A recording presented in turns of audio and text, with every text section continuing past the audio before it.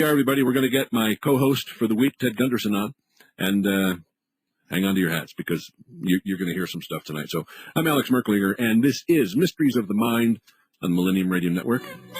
Anyway, Ted, my good friend tonight, we have really laid some information on people, haven't we, the past 2 weeks? They've been great shows, Alex, yeah. Yeah. It's something that, as you have dedicated your life, Jim Rothstein has dedicated his life, our guest tonight, John DeCamp, has. This is something that we cannot let die again. I mean, it's been in the closet for too many years. Too many powerful people keep it away from the public eye, and they go scot-free. They do anything they want in this area. And Ted, this is a sickness, and I've said this. This is a sickness that is so pervasive around the world. It has got to stop. And the thing that I think people better begin to understand, it's just not some kinky people. It's just not, people in power who have an ability to take any demented desire they have and fulfill it.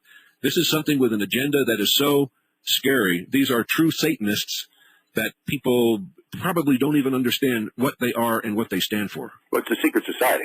Yes, right. It's, the Illuminati, one of the goals is to remain secret until nobody can do anything about it. Well, it's sad, but they're almost there now. I'd say 80 of the 25 goals of the Illuminati announced on May the 1st, 1776 by Adam Weishaupt in Germany. Yep. I would say they're about 85% complete. I'd say so too. Yeah. And I mean, like we mentioned on the show the other night, it's corrupt youth through sex and drugs, control the press. They're not controlling your show, but they sure do control the other major media outlets. Well, they sure do try. I mean, they knock me off the air all the time, and they'll get my phone lines, and they'll go down. I mean, it's just, I don't know how they do it, to be honest with you, because I'm so hidden in the woods. My mother couldn't find me. No, they're wizards with electronics. Yeah, they are. They mess with my telephone. I can receive a call from somebody, and in the background there's a satanic chanting, clanging, clanking of pans, and people screaming and all that sort of thing. And so they have it in with the telephone company. Somehow sure. They cross the wires and what have you.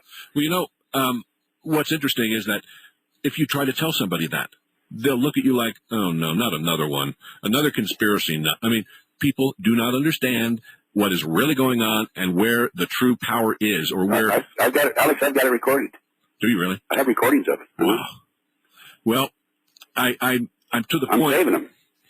We're going to have to, and somehow somebody's going to say, oh, I'd like to hear that, and, people are going to begin to wake up, and I just hope it's not too late. Well, I mentioned this on the show last night. Back a year ago, last October, I had those 3 phone calls, and then I went down to the LAPD, and they said they were going to put a trap on the line, which locks in the number calling in to that number. Right. And, then I had 7 more calls, and LAPD now claims that they didn't do anything about it, and there's no trap and all that sort of things. But, the electronic, they control a great percentage of electronic operations in this country. And because this is partly operated by a covert military intelligence operation, Department of Defense. Wow. And think of NSA and FBI and the CIA. Look at all the techniques that would be available to them through through the years and through various sources and experts that they've cultivated, and just for this purpose. That's right. Yeah. Ted, with your background in intelligence, tell me, what do you think about them now creating a czar that's going to control all of intelligence agencies? Well, it puts a lot of power in one person's hand. Yeah, it does.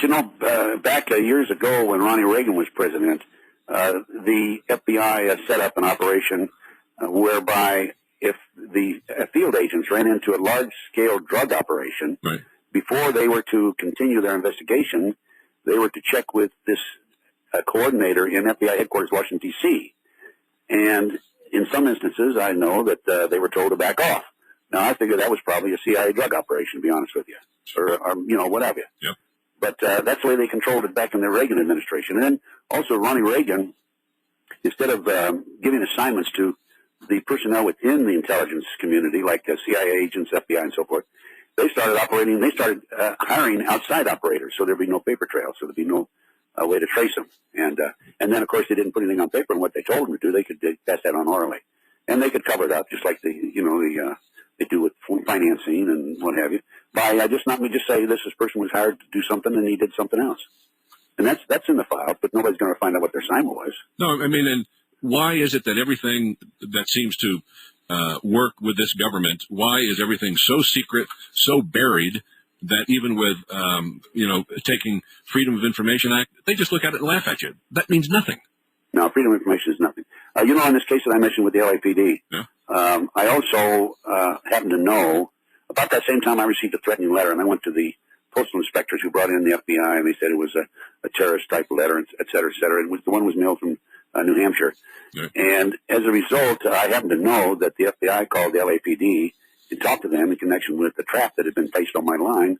And I know that the FBI has that information. So in addition to subpoenaing the LAPD records, and for those who did not hear the show last night, I filed a complaint with Internal Affairs when I was told they didn't follow through and set up a trap.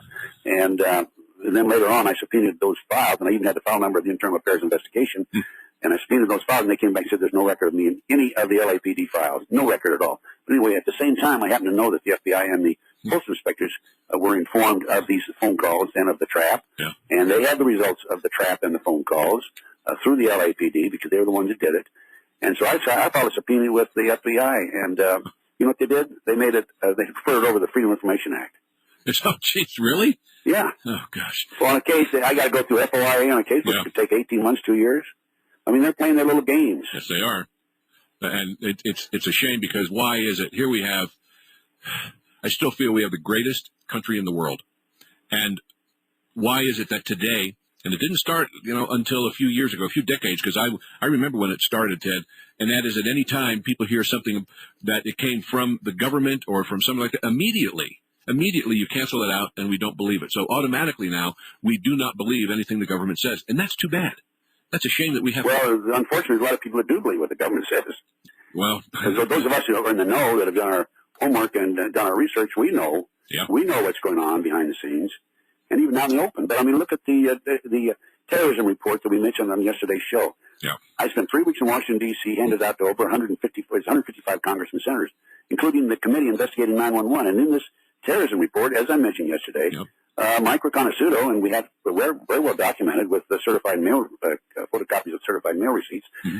And in this, Michael told the FBI about a forthcoming terrorist attack, who the leader of the group was that coordinated in the United States, the number one honcho, and of course other details about the false passports and that there were 6 planes, not 4, et cetera, et cetera. Yep. And I passed that out to Congressman Senator Lee Hamilton, the co-chairman, and nothing ever came of it. Nobody ever. And one thing I forgot to mention, Alex, is that in addition to giving it to congressmen and senators, I also contacted the New York Times, the Washington Post, and the LA Times. I call them the Three Sisters, by the way. Right. And I contacted the Three Sisters, and not a word was printed. And then I said, well, I'll go to the Associated Press, because the Associated Press reporter in St. Paul, Minneapolis, Minnesota, Patrick Howe, I think was his name, he had done some articles on this young lady, Colleen Rowley. Isn't that her name, Riley? No. Colette. The FBI agent who wrote the memo and so forth. And I can't think of her full name right now. But anyway, he'd done some articles on her. Mm-hmm. And of course, that's all bad down. She was transferred to some menial task. And so I figured if he would write those articles, he would certainly write this. And I gave him about 10 days, and it didn't come out in the Associated Press line. And I called him, and I said, why aren't you going to print it? He said, it's too big. I can't print it. It's too big. It's too big. The story is too big. Isn't that ridiculous? Yes, yeah. So it shows you that mainstream press, mainstream politicians, they don't want something that's going to rock the boat. They want to keep smoothing, everything down. They want the waters to be nice so that they don't have to work, and then they become part of the gang and they get their payouts. That's right. They are part of the gang. Oh man, Ted. I mean, it's frustrating. We've got to somehow figure out by tomorrow night exactly what all of us can do to, number one, expose all the things we're talking about, and then figure out a way to stop it and get humanity back on track, because the evilness that we're talking about defies anything that anybody could make up. Yeah, we might ask John DeCamp, who's going to be on the show, I guess, in a few minutes, what his thoughts are on doing another show tomorrow night, and what we could do to kind of wrap this up. These 3 series that you've done, Alex, are outstanding. To have Noreen Gosh, and then Jim Rothstein, and now John DeCamp. Yeah. That's heavy, very heavy. And these are all credible, intelligent, smart people who've been there, done that. And so maybe we can talk to John tonight on the air about what he thinks about tomorrow. He might have somebody there in Nebraska who could help. There's some other people, by the way. There's an individual in New York who's writing a book on this. He might be interested. Oh, is that right? Oh, yeah, we'll do that off the air, because I don't. He may not want me to divulge his name. Okay. And then we mentioned that other individual, the photographer, but he has not responded. So, well, we'll see. I mean, because without mentioning his name, and I'll wait, he was an integral part in this entire episode of human history, working directly with Larry King. That's right. And he was the guy, he was the photographer that went around and took the pictures, not of the snuff films. Now that, as we said yesterday, and this is something that obviously the mainstream press just runs away from. But Hunter Thompson, who was a character in his own right, who we mentioned last night with Jim Rothstein, that the press and the police say, oh well, Hunter Thompson committed suicide. He didn't commit suicide. I mean, my gosh, he was the one, according to Paul Benassi, who took the one film that John DeCamp talks about in his book. And when asked who was the photographer, this is in the congressional hearings, wasn't it? And Benassi said his name was Hunter Thompson. He was the producer of some snuff films. Yeah.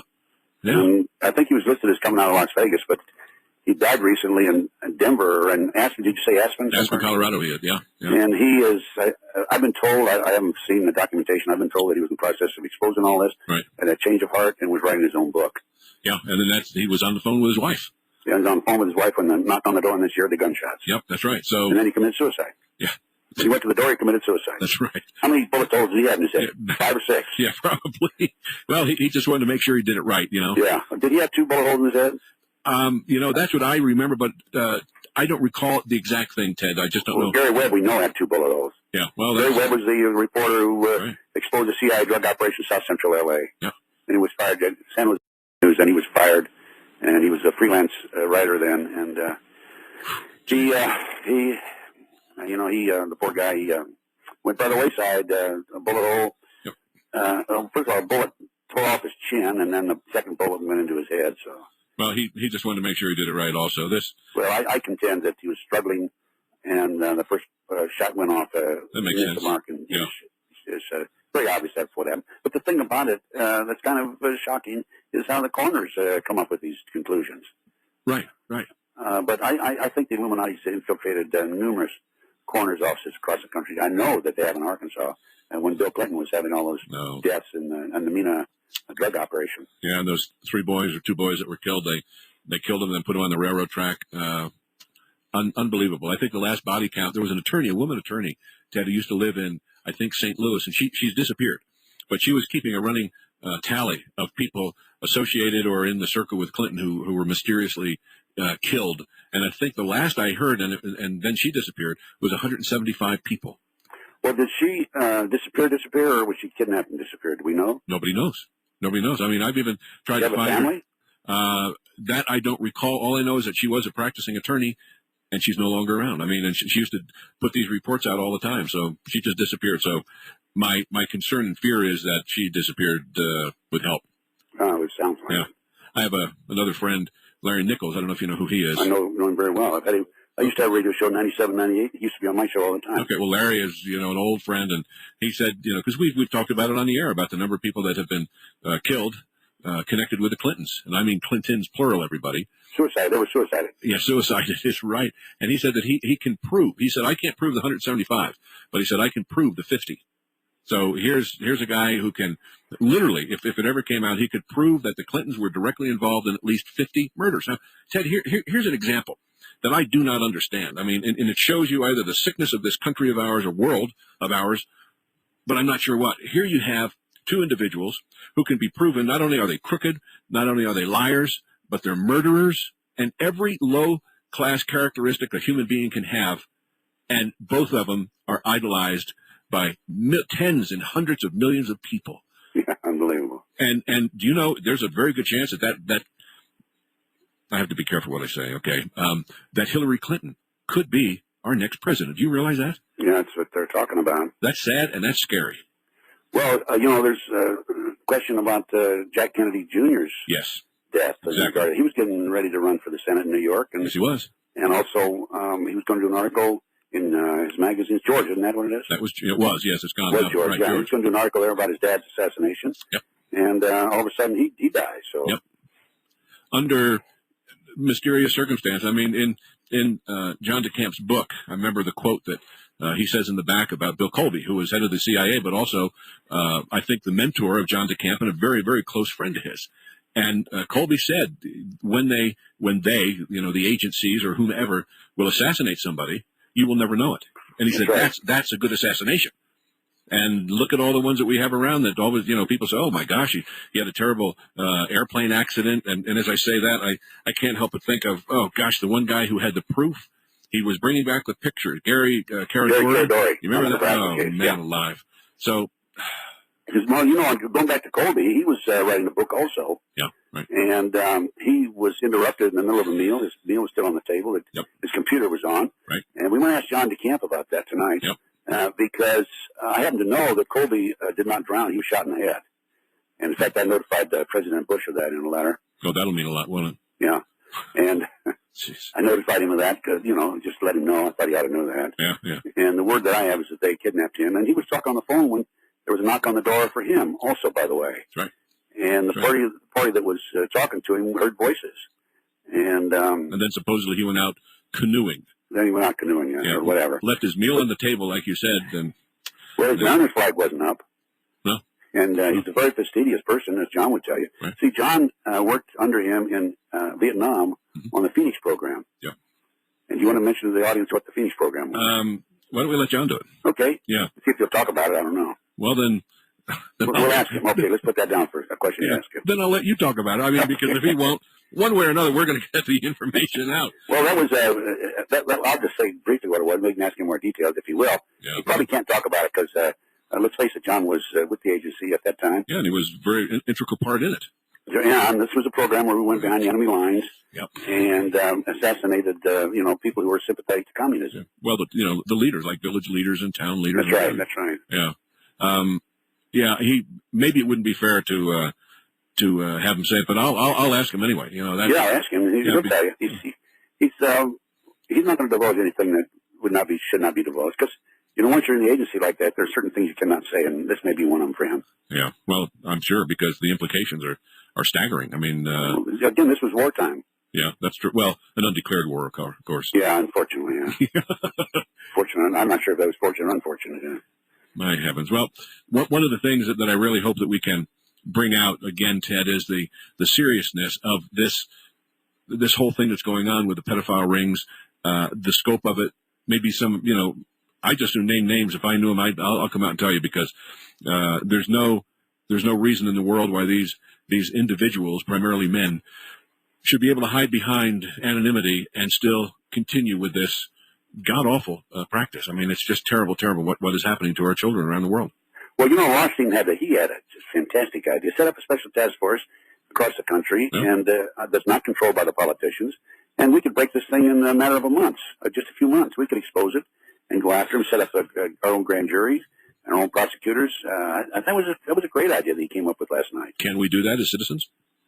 We might look into that, but I don't know how long the U.S. will live. But that's true, because these boys who are running it, they're the ones that pull the strings. Well, yeah, they're trying to do me in right now. In fact, there's every indication they're gassing me on a regular basis, and at night, and in my apartment where I'm staying in L.A. by the way. And but they have various techniques that they can take you down where it looks like natural causes. Oh, sure. Oh, heart attack, cerebral hemorrhage. I mean, there are so many things that all of a sudden people say, oh gosh, poor Ted, he was under such strain and his diet was awful. And then they can, create other things like they did with Mike Riconosciuto and, Mike, I just got to say a little bit about it because I think this guy is one of the neatest guys in the world. And as I said, and I have said all along, he's the smartest person I've ever met in my life. He's brilliant. I never have asked him what his IQ is, but by the way, I received a letter from Mike today. Oh, did you? Good. Yeah. And, in connection with the Placerville case. Yep. And, that's the case where it involves covert military intelligence operation, satanic cults. And, the victim is Richard Hamlin, former district attorney in Sacramento, California. We might get into that, when I'd like to as we go on. Yeah, I'd like to. I really would. Why don't we take a break, Ted, and I'll get John on, and then we can continue doing our thing. Okay, everybody, we will be right back. I'm Alex Merklinger with Ted Gunderson. We're going to bring our guest on, John DeCamp. Oh, everybody, live radio is something that very few people can appreciate. But at this time, what I'd like to do is bring back not only my co-host for the week, Ted Gunderson, but one of the most outstanding people I think you're all going to hear from and about. And a real human being, and you'll understand why in a minute, Mr. John DeCamp. Okay, let me interrupt. He's laughing because he caught me in the shower, and I'm sitting here trying to dry off. I forgot, and I apologize. Well, that's all You right. forgot about the show, John? Yeah, now I got some shorts on at least. Well, that's good. See, this Well, that's not like you to forget. You're not forgettable. Oh, God, you wouldn't believe the day I've had. this is why radio is so good, John, because you can actually sit there in your underwear and nobody knows. Anyway. Yes, sir. John Well, DeCamp. let's tell the audience who John DeCamp is, Alex. Well, that's what I'm trying to do. If I can stop, from laughing or smiling. Everybody, John DeCamp is probably one of the most outstanding people I've heard about. Number one, John, you have an incredible history as a soldier in our military, and we'll talk about that. Let's see, we lost that war, as I recall. Well, we sure didn't try to win it. All right? Yeah. Well, one of the reasons we lost it. You've told me that. Why? I'll let John explain it later on. Go ahead and introduce him. John is a state senator, former. No, I was. Former. You also ran for the U.S. Senate too. Yeah, I lost. Ran for Attorney General. Lost Yeah. that one too. Attorney General also. But But I'm the first, last, and only one you'll get to talk to or meet in your life who won his first Senate race without ever being in the United States or setting foot in any U.S. right. territory. I ran the entire campaign from Vietnam. During the war. I remember reading that. Yeah, it was the national press that gave me. It ended up making me win. But John, you are an attorney, a practicing attorney. You have a legal services organization. Brilliant. Don't let him talk that way. and He doesn't try, he does it. oh my God, yeah, right, that's right. But also, John, you wrote a book, which I to did me indeed. is one of the most incredible books. It's shocking. It grabs me right at the core of my soul when I read some of this stuff. And everybody, it's called The Franklin Cover-Up by John W. DeCamp. And this is a book that I'm telling you, if you have any feeling of what Ted Gunderson and I have been talking about with our really special guest this week, this is a book you've got to get a hold of because it'll tell you exactly what's going on. I mean, and John, I tip my hat to you again and again and again for writing a book like this. Yeah, but do you know the real story of how Ted and I met? No, he was. Ted was hired to prove me full of beans. Oh, is that right? Yes, he was hired. Ted was an old football star from the most sacred school in the United States of America that has its official religion as football, Big Red, Nebraska, And Ted used to be a football player there, and in his old age, after he retired from the FBI, some of his old classmates hired him to come back and do an investigation and prove that I was full of beans and I was a troublemaker and saying terrible, horrible things about some of the most powerful, prominent people in the United States of America and so on and so forth. So he came back, and one thing led to another, and we ended up being, I suppose, kind of lifelong closest friends as a result of him standing up and saying, hey, DeCamp's the one telling the truth here. Well, you weren't full of beans, but I found out you were a troublemaker, John. Yeah, but it's something a good troublemaker yeah, we that's need. true. Yeah, but that's because you stand for the truth. That's why. That's the thing right there. Yeah. And by the way, that was I had some fascinating experiences in Nebraska because of this case, and I don't know how many times I've been back there, 5, 6, 7 times. Yeah. And the first time I went back, it was a request from a very prominent man there in Lincoln, Nebraska. His name was Ed Weaver, who's since retired, moved to Colorado. And he says, you got to find out about this guy DeCamp. We need to know about him. So I went back, and basically, by the way, I've done all this on my own, out of my own finances, and it went on from there. And I'm the kind of a person or an investigator, whatever you want to call me, that once I get into something, I don't back off. As John, that's maybe one of the reasons we're such good friends, because both of us are tigers, and we get a hold of something and we keep going. Because we don't know any better. Well, especially in areas that have to be exposed, like what we've been talking about this week. And this is a story. This is a topic that if we do not keep it up, it's going to become even more pervasive than it is now. And it's got to be the sickest thing going on with all of humanity around the world. John, why don't you start out and tell us about the Franklin Cup? By the way, you've sold over 100,000 copies of your book. Yeah, never spent one single penny ever advertising or promoting. It's just been, I guess, word of mouth and some talk shows like this over the years. And yeah. Now, how can people get another edition? I just put a latest edition out, kind of updating things like since I ended up representing kids on Columbine, and I ended up representing grand jurors, and on the Oklahoma bombing, and so on and so forth, and the militias I took to Washington, leaders. Strange cases I've had the last year since I got involved in this whole silly thing. Yeah. Hey, John. So I wrote the book literally at the instruction of my best friend and kind of godfather and former commander in Vietnam, a guy named Bill Colby. Bill had been the head of the Central Intelligence Agency, as you probably know, and ended up as kind of, I think it's probably as a result of this whole case, found floating dead here a few years ago, 1996? That's right. Something like that in the Chesapeake Bay, and of course, officially no cause of death, but anyway. Yeah. John, I'd like to ask you just one question about Bill Colby. Yep. Because in the latest edition of the book, you have a fantastic section in the back where you talk about Bill Colby. Yeah. And he said something to you that blew my mind, and I got to find out why and if you agree with it. He said that Bill Clinton was one of the best presidents we've ever had. Did he not know the same Bill Clinton I'm referring to from Arkansas? Well, remember, this was early on. Okay. And Bill Colby was, as you know, Mr. Republican. Sure. Of course, he was fired by Mr. Kissinger because Colby dared to go before the U.S. Congress and flat out told the senators at the famous hearings that the CIA had indeed gotten out of control and had almost created a secret government. And he said, yes, we do need to be brought in and be accountable because we can only have a secret, intelligence agency if we are accountable to elected people. And whenever they get too powerful or have their own systems of secret funding and everything else and out of control, they become a danger that can really cause serious problems. And he after he became head of the CIA and saw some of the things that had developed there, he went before the Congress, and then of course Mr. Kissinger convinced Mr. Ford immediately after Ford took over there, President Ford, to fire Colby, and Colby was then replaced by a man named George Bush Sr. That's right. So he knew how to control the CIA. Huh? George Bush Sr. knew how to control the CIA. Well, anyway. Yeah, well, hey. Colby was the one that told me to write the book. He got involved in the same case, and when I asked him advice on some things one day in his Washington, D.C. home, he said, I'm going to tell you what to do, John. I said, okay, because, I don't know what to do anymore. It's gotten so serious, and the things that are showing up, and I think I've got proof for, are frightening as to some of the people involved and the seriousness of it. And he says, get as far away from it as you can. Forget you ever knew about it, heard about it.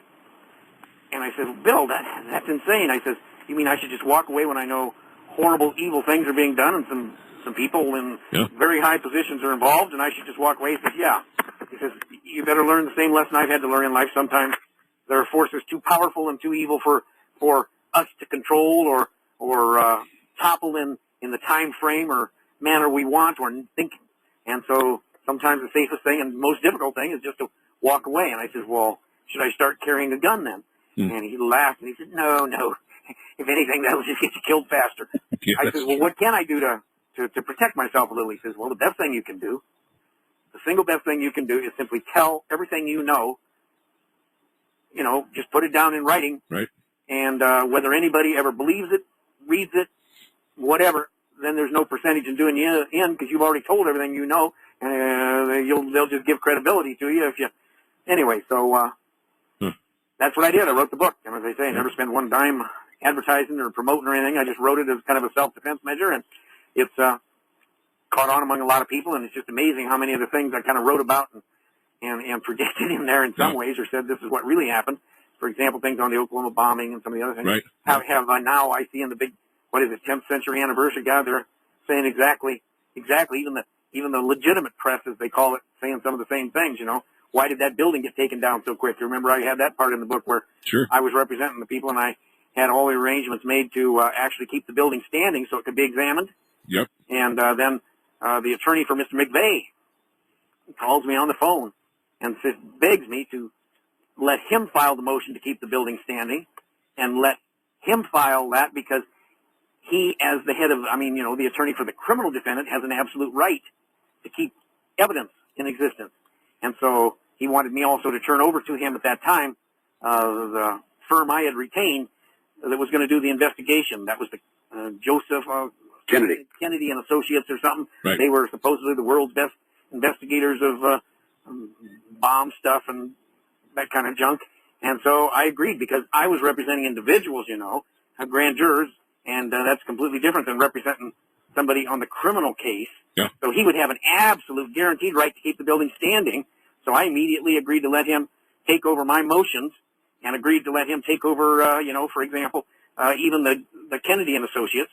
And I thought, wow, now we've got a 100% winner because they'll keep the building standing and nobody can stop him because he's the number one criminal defendant in the whole thing, and they have to preserve the evidence. Right. And it wasn't, 24 hours later, I'm watching CNN, and he has just agreed, this attorney that, that represented McVeigh, he's just agreed to allow the building to be taken down immediately, and so on. So I called screaming and hollering at him, saying, what the, blank, blank, blank is going on? And he said, well, we just decided that we couldn't afford that Kennedy and Associates. I said, hell, I'll raise the money for you. I'll raise the money. Right. And he said, well, we've made our decision. And, hell, it wasn't a couple hours later, that building was down. Right. And so I wrote about one chapter in the book about my representation of the people there and the grand juror. And he only wanted $30,000 down, by the way. that's right. He wanted $30,000. Right. That's all. That's nothing. And I told him I'd raise that in a heartbeat. Yep. Well, he said, we made our mind. We've reached agreement with the government. The building's coming down almost immediately. And sure enough, it did. So I still have questions about, Mr. Stephen Jones.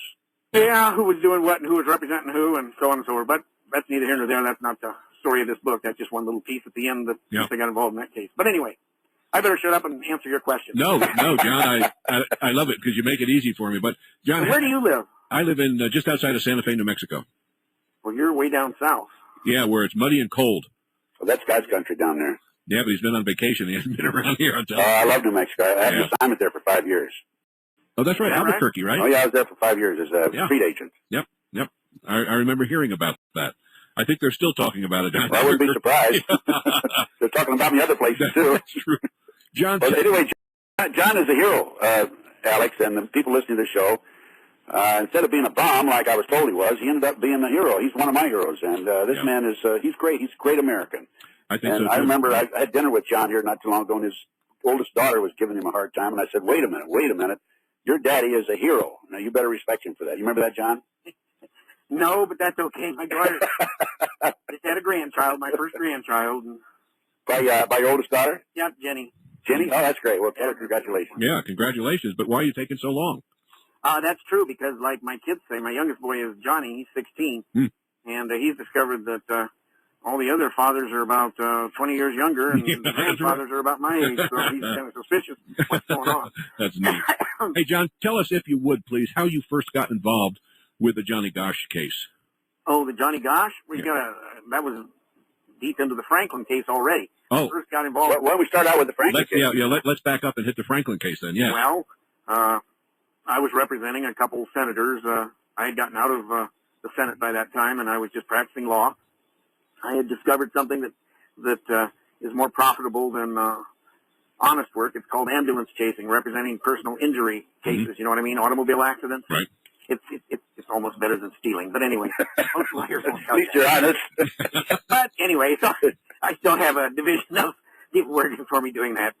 Chasing them ambulance. No, forget it. You never heard that. But anyway, so one day, this credit union got robbed.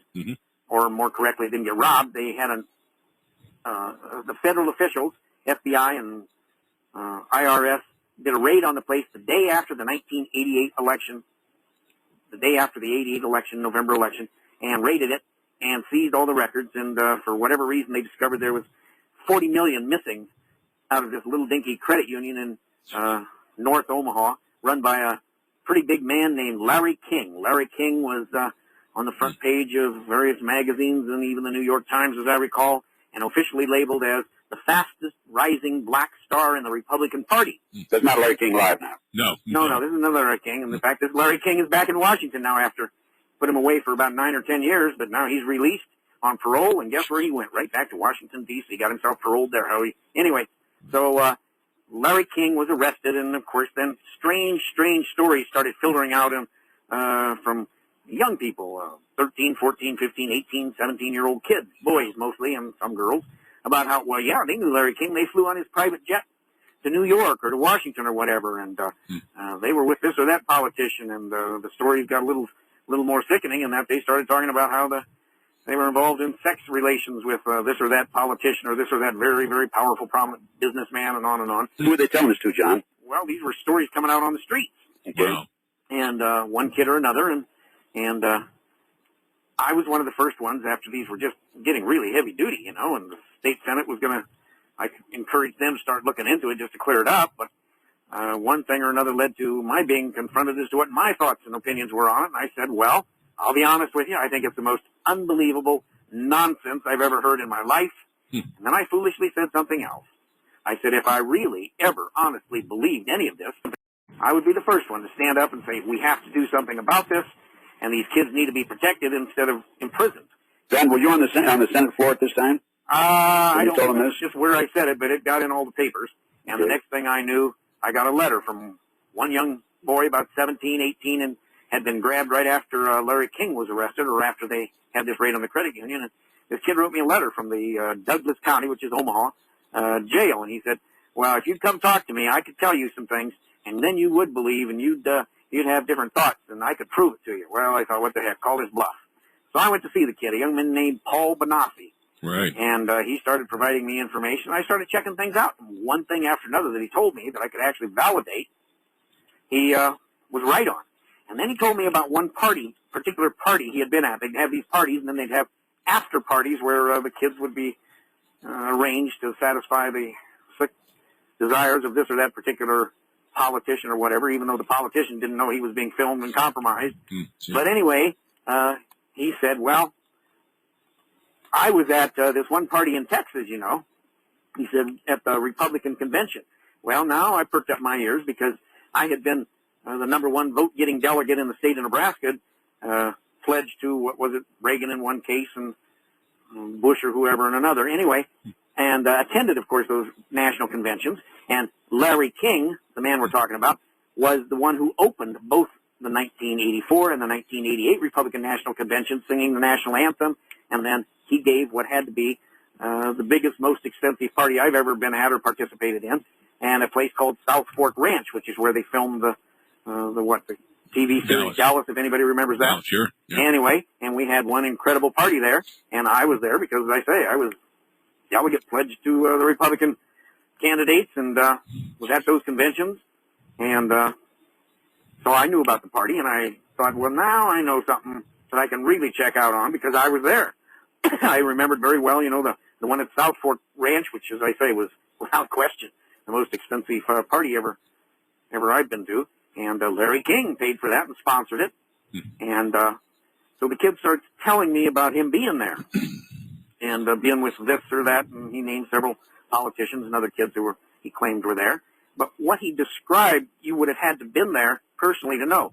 For example, Larry King was wandering around most of the night with Maureen Reagan. You know, remember Maureen Reagan? Oh, yeah. I guess she died not too long ago. But anyway, cancer. Maureen Reagan was the president's daughter, you know, remember? And she was draped all over Larry King all the time, kind of like a big old blanket. And just one thing after another, the kid was right on. So, as I say, I started checking things out. And literally, the kid had called my bluff. But the final piece was the state had hired this psychiatrist, the head of the Psychiatric Institute of, I don't remember, one of the big universities, to come and examine the kid. So I go and I talk to the psychiatrist, and I says, is he completely nuts? He says, no, he's not nuts. He says, he's a multiple personality. And I said, well, so then what? He's lying. And he said, no, multiple personalities don't lie. They don't have to lie. They simply switch personalities. Right. And he says, I'm satisfied, you know, that the kid is a very clear-cut multiple personality, and that he's telling the truth. At least the truth is he knows it and sees it and believes it and experienced it. He said, but of course, like anything, I'd like to see more investigation done to validate or prove or verify this or that. And he said, but yeah, I believe it. And as I say, so I agreed then based upon what everybody kind of calling my bluff, you know, because I was the one that stood up and said if I believed any of this, I'd be the first one to defend the kids. So that's precisely and exactly what I did. I agreed to represent the boy for nothing. And to make a long story short, we were pretty successful eventually. I kept him out of being convicted. They dropped all charges against him, even though they locked away the other kids, a lot of them that had testified. But one of the interesting things that came out of it was in the lawsuit I filed where I won $1 million judgment against Larry King on behalf of this boy Bonassi. The number one defendant in the case, and this is going to rock you and shock you, the number one defendant in the case was, I named the Catholic Archdiocese of Omaha and certain priests out of Boys Town. Boys Town, you may know, is probably the world's most famous institution to take care of homeless boys. And believe it or not, I actually was in Boys Town for a while, and it literally is one of the greatest institutions that God ever allowed to exist. But like anything, there can be some elements of corruption. And in this particular case, it was very clear to me that there had been some, and my lawsuit against the Catholic Archdiocese, the Catholic Church, was the first in the United States. I repeat, was the first in the United States that actually identified this problem of priests having pedophilia problems with some of their young boys, particularly. And how far back was that, John? Pardon? When did this take place? This was in the early 1990s when I first filed the lawsuit. Okay. But here's the interesting part. The judge immediately, almost, dismissed the Catholic Archdiocese and the Catholic Church out of the lawsuit with the admonition to me, even though they were the number one named defendant in the suit, that this is the most outrageous lawsuit he'd ever heard or seen, daring to accuse these people and blah, blah, blah. So they filed a motion. They got dismissed out. Was that Judge Urbaum, John? Yep. Jeez. But here's the rest of the story, which usually, as I say, only becomes interesting and shocking because of the last couple months. Yeah. So I got angry, and I went to Rome and tried to set up a meeting with the Pope so I could bring the problem directly to him. Pope Paul, right? Yep. Early 1990s. Right. But I could only get in with the general audience, you know, where you get 50 or 100 people in the room. And so then I got put or referred instead for a personal meeting with another cardinal who was supposedly Pope John's number one assistant or whatever.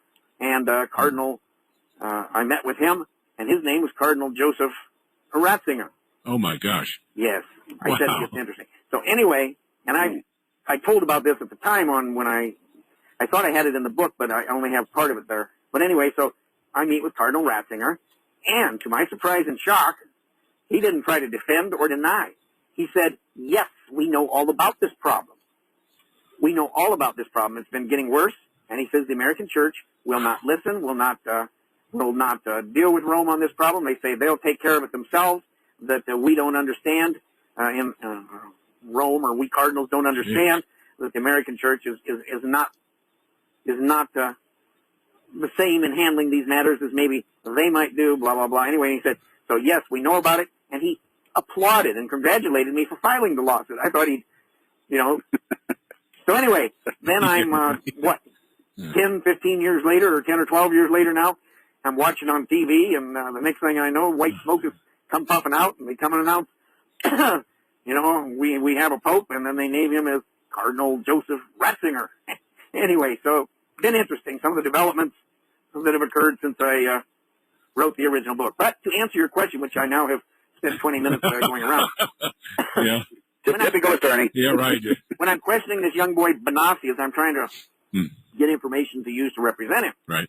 one of the things he tells me that he participated in would be these, and I don't remember the exact term, I think I wrote it in the book, but anyway, he participated in these trips where he would go, he was about 12, 13, 14 at the time, he would go to this or that place and be used as bait, you know, he'd be out there and track some other boys or whatever, and one of the ones he described was, he said he was in on a kidnapping of a kid named Johnny in a town called Des Moines, you know, and he told me how the whole thing went and on and on and on. And then he was taken after that, after they grabbed the boy. Right. He was a paper boy, and they grabbed him. Paul was out there kind of attracting him and inviting him over, asking him something or other, you know. So the boy came over, and then the people jumped out and grabbed him and threw him in the car. Anyway, they took him to Sioux City, actually South Sioux City. And there they had a secret place in the basement, and they forced Paul and this boy that had been kidnapped, Johnny, to immediately engage in some of the most horrible sexual things, you know, one little boy on another, and on and on and on. And so I thought, well, I can check this tale out. You know, he describes the place and the boy, and his name was Johnny, and on and on and on. And he says it was Des Moines at this time. He thought it was this particular month and this particular year. And so I check it out, and sure enough, all the papers back then were filled with the kidnapping of a kid named Johnny Gosh from Des Moines in exactly the manner that Paul had described. And one thing led to another, and so I contacted the father and mother of Johnny Gosh immediately. And I said, look, I don't know if there's any reality, truth, or belief in this, but here's the story I've gotten. And this boy, I would make accessible to you so you could check it out yourself. Come visit him and see, because only you would know certain things that you could ask him and check out. Sure. And to make a long, complicated, painful, horrible story short, they came eventually, well, not eventually, rather quickly, and one after another absolutely quizzed the boy and absolutely validated that indeed he knew things that only mother and father knew, and so on and so forth. And so that led to the whole Johnny Gosch story, and eventually he helped get the family access through the kind of underground sinister channels that these folk operate in, so that the mother actually made contact, or more correctly, the boy Johnny came and made contact with her and said he couldn't come out now, I mean, he'd be killed if he did. But then when she was in federal court, she was one of the key witnesses that testified, and I asked the question, well, have you ever seen Johnny since he was kidnapped? And she was really tense and paused, and finally she said, I'm under oath, right? And I said, well, yeah. The judge said, yes, if you have to say.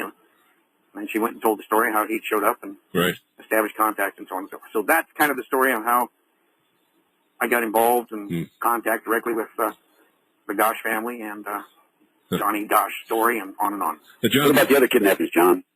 He was involved in one up in Minnesota that we tracked down, and I'm pretty sure... The Wetterling? Yeah, Jacob Wetterling was this kid's name, and there's no question in my mind, even though, I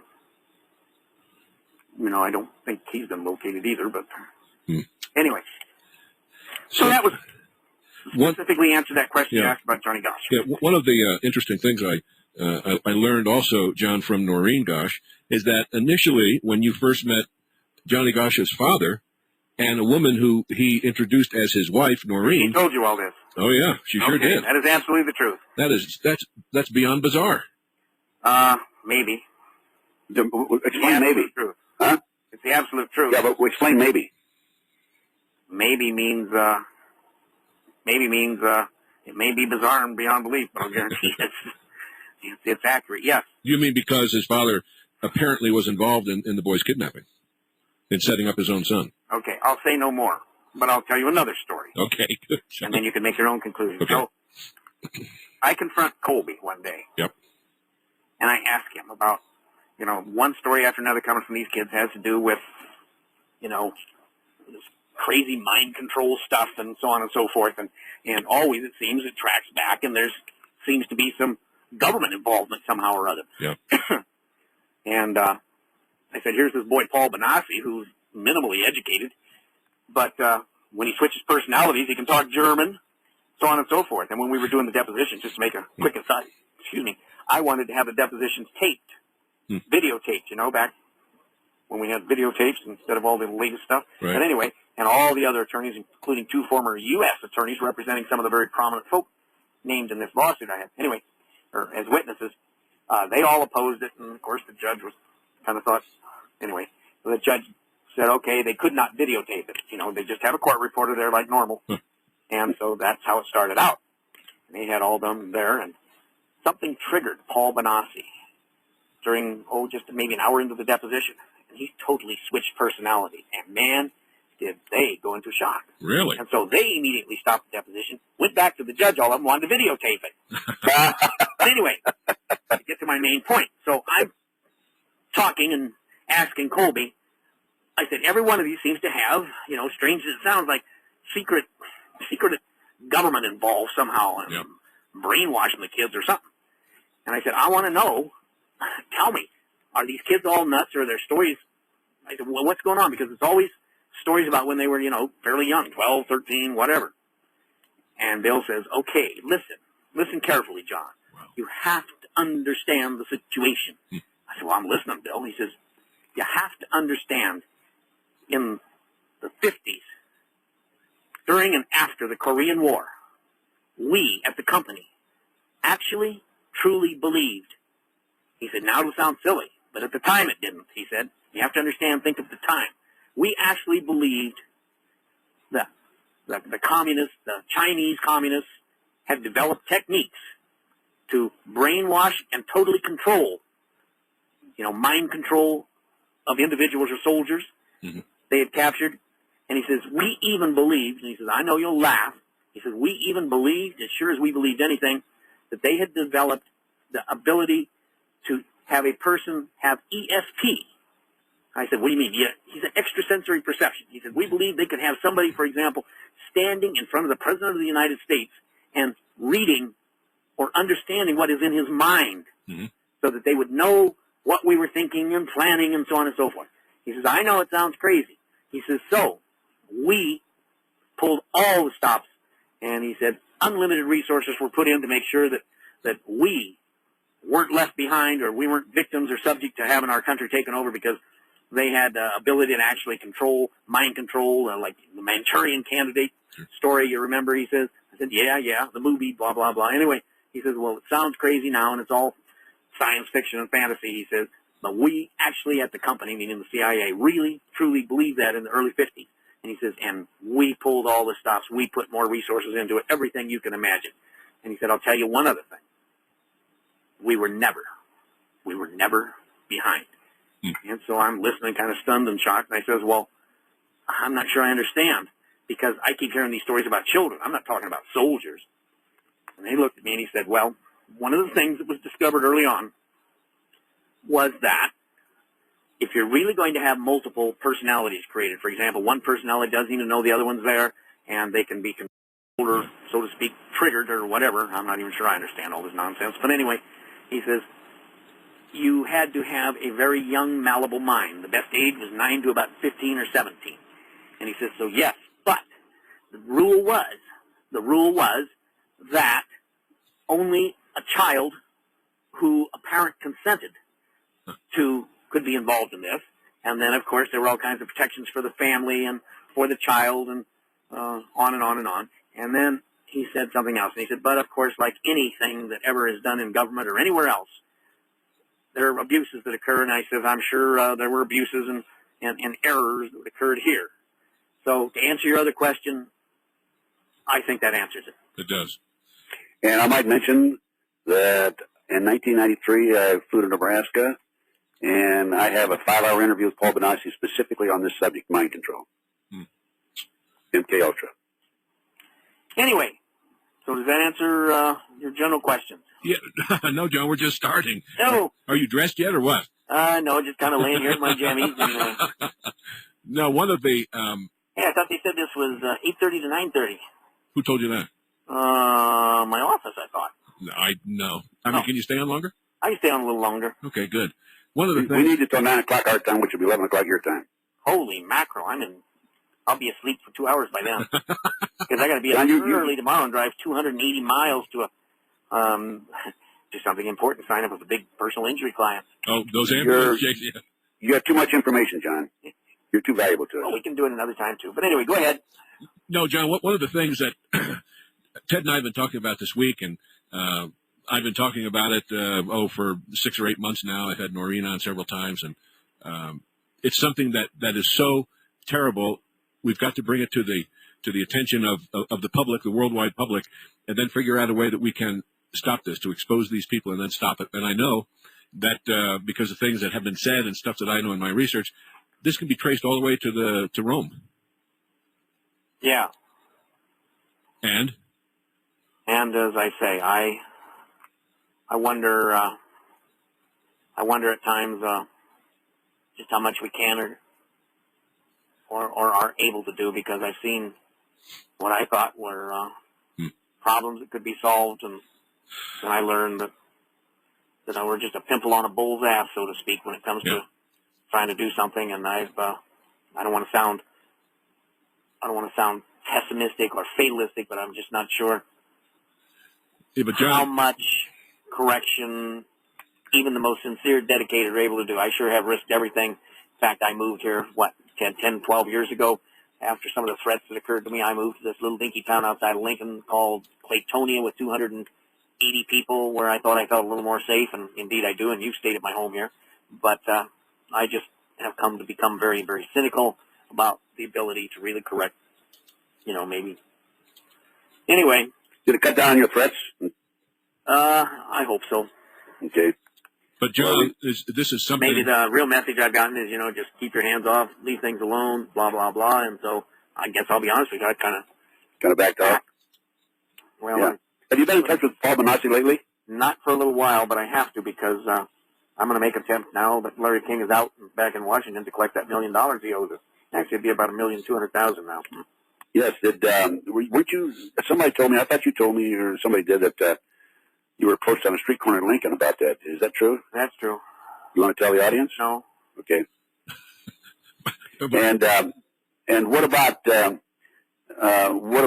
money? You think it's out of the country, or do you have any ideas on it? Oh, I think he's got lots of access to money outside the country or wherever. I mean, he probably has more material that can be used to raise money with this or that compromising picture or recording or whatever. You know what I mean? Yeah, right. Yeah, you mean blackmail. Yeah. Well, now, I just heard today that there's a possibility that he's living in the Chelsea area in New York City. I don't know. I had a source call me, which is where he got paroled to Washington, D.C. Mm-hmm. Bob Kerry lives in the Chelsea area, I understand. Oh, is that right? Well, if they're up there together, then they're, I guess I better not use the word kissing cousins or anything, but. No, just close friends, I guess, right? Yeah. John, let me ask you a couple questions about the jets that were used in this Franklin cover-up with these kids. You know who the jets belong to by chance? Private jets? Not specifically, no. Okay, you really not answer that one also. Okay, John, can you give us some information? Because I remember there's some articles about you started to do some inquiries into the Bohemian Grove situations. Can you share with our people what goes on there and what you were able to find out? Well, I don't know what all goes on there. I do know, apparently, based upon information I received from several of the children, that I felt they offered enough information and corroborated that I put it in the book here, the first edition 14 years ago. Yep, you sure did. That the children, particularly Bonassi, for example, participating in a ceremony out there, described this big owl or whatever, and I think I wrote it in the book here before the Bohemian Grove had even been heard of by 99.9% of the people, but and described an event where they actually had children engaging in various orgies, and then one of them was killed, and on and on, and I had difficulty believing any of it, but just one little piece of evidence after another keeps filtering out. For example, I named in the book names and places and so on, and one of the names I named as directing this particular snuff film was a man named Hunter Thompson, who, to be honest with you, I'd never ever heard of. Remember, this was 14 years ago when I think the first edition came out. Right. So this Hunter Thompson was supposedly picked up in Las Vegas on the jet. Bonassi described it.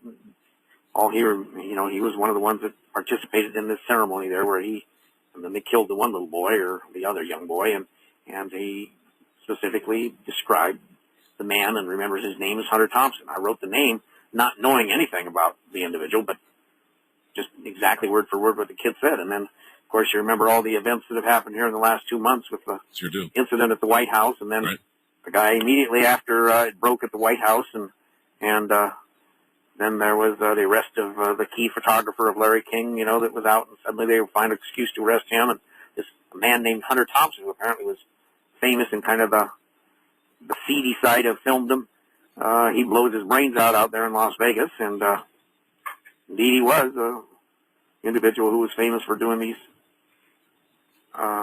whatever. Yeah. Do you have any thoughts on the Jeff Gannon situation?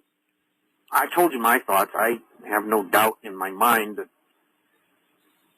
Jeff Gannon isn't Jeff Gannon. I think there's a high probability, I'm not saying 100% or 90%, but I'll say a high probability that it really is this Johnny Gosh kid, believe it or not.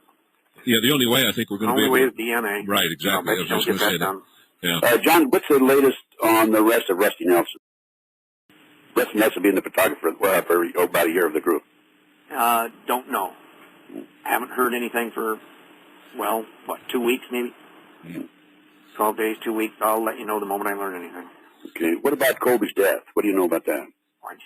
I just believe in my own mind as sure as I believe that there's a God above that Colby was done in, Yeah. He, I had been with him within the last 6 days. Before that, we had, where Union Station is in Washington.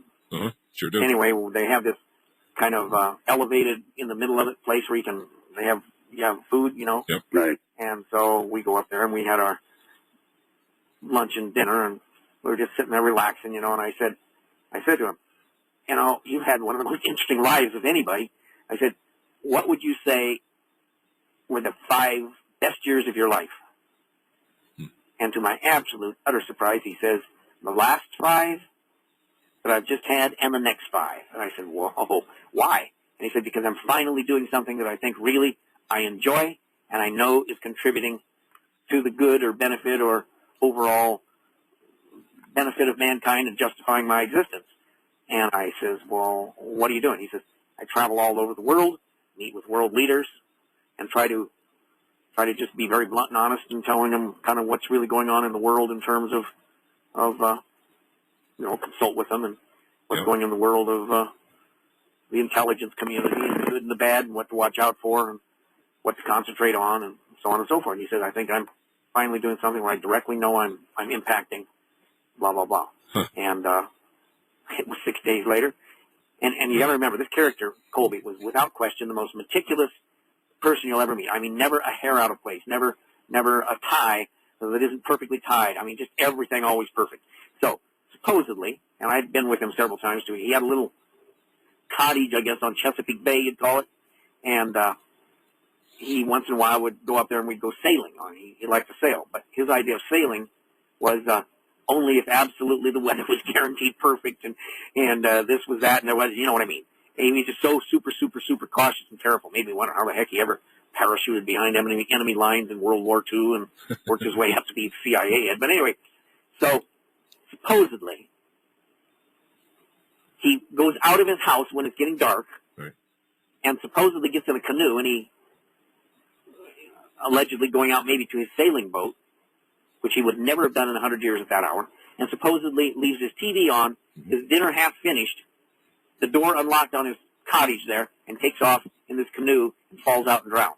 Well, officially, they've never claimed he drowned. And remember, his body wasn't found for, 10 days, and then suddenly it floats to the surface in better condition than when he was live. But anyway, so I just don't believe that that was a normal death. I think somebody, for whatever reason, done him in.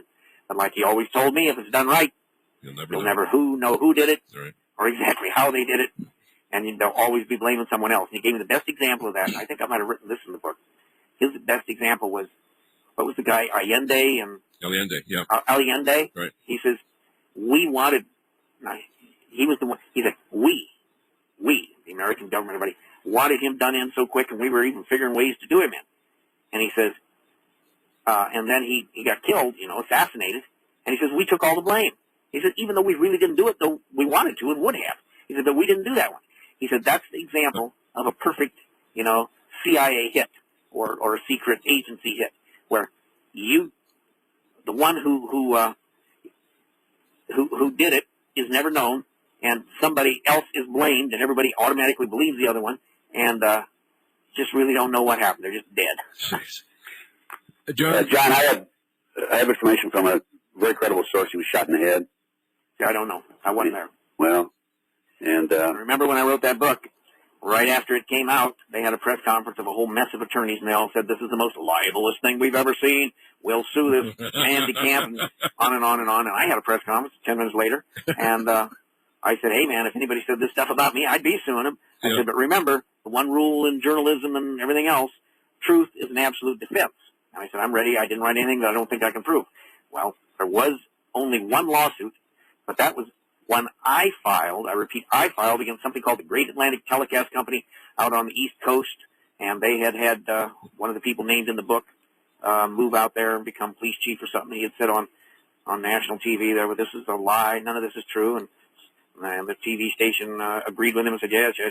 So I sued him for libel, and 3 weeks after I filed the lawsuit, and they had made the statement, we'll kick you out, and beat you up, and they came to me and had done some investigating, and we reached a settlement, and the settlement was they had to pay me X number of dollars, which by our settlement I'm not allowed to reveal the exact amount, but it was a good chunk of change, believe me. Anyway, they had to pay me X amount of dollars, and also make a public apology 2 evenings in a row on their evening, 10 o'clock national news broadcast or something. Anyway, which they did, and that was the only lawsuit that's been involved from the book so far, even though it's a company, I have no idea what all they cover. Yeah. John, in your book, there was a question about, I don't know if this is in your book or not, but in connection with the lawsuit with Benassi, you were allowed to look at some pictures and so on and so forth, and then they put a gag order, and did they destroy those? Do you want to explain that? Yeah. one of the things that federal courts can do, as you probably know and may have experienced, Ted, one of the things they can do is seal records and destroy, even literally destroy from existence, for example, depositions or evidence or pictures, if that's the order of the court. Now, let me give you the best example, because in my latest edition of my book, which came out 2 months ago, I had been involved very heavily representing some of the victims in the Columbine thing, and when all was said and done, in fact, I am the first and only one, to the best of my knowledge, I'm pretty sure this is 100% correct, I'm the only lawyer on the side of the children, so to speak, the victims, who has taken the depositions of the parents of this Harrison Klebold, and the doctors involved with them, and psychiatrists, and so on and so forth. And those were all ordered absolutely destroyed, and even they sent people back here to Nebraska to make sure I didn't have any in my files or safe or anything, and swore under oath that I had destroyed them and had given them, turned them over to them. So I wrote in my book, the first crime of Columbine, the first crime was the killing of the children and the victims and the teacher by Harrison Klebold, the 2 kids. I said, but the second crime, almost as big, is the concealing and destruction of the information that I think all victims should be allowed to know about and see, and the whole story. And I said, I hope someday it comes out, and I'm sure it will. But at this point, as I say, I wrote, second crime is probably, in my opinion, it's an opinion and a belief, because I have to phrase it that way, was the concealing of this information. Well, some of the same things occurred in this Franklin case, and I only said what I had researched, discovered myself, absolutely felt I was able to prove, wrote in the book. Now, yes, I use names and on, but I'm pretty cautious, just because of all the threats and threats of lawsuits and so on and so forth. John, I don't understand how the courts, and no matter if they're corrupt or not, how can they arbitrarily... I'm not saying they're corrupt. I'm saying no. They have that power, and some of them use it, and sometimes I think they make grave errors in the way they use it, but I trust they're all being honest in their intent, even though they may make horrible errors, which I believe occurred in Columbine and other places. It's amazing to me that, even in retrospect, that they can arbitrarily take documentation and destroy it, even on the chance that maybe in future time, maybe some of that documentation might be able to be used to change the story. I don't know, but to absolutely destroy something, that is not right. I can't imagine that. I agree with you. It's not right, but let me give you a more recent example of something that occurred. Yeah. One of the central characters of the book was a young man named Troy Bonner, however you want to say it. Right. I don't know if you read the book, but if you did, you remember it. Well, I ended up being his attorney, too. He was one of the key kids, and he was going to be chief witness on behalf of Alicia Owen. Alicia Owen went to prison, 8 or 10 or 12 years as a result of this whole thing. She was a 17-year-old girl, and her claim was she had been having sexual relations with the chief of police of Omaha, who then ultimately became the chief of police of Wilmington, North Carolina, by the way.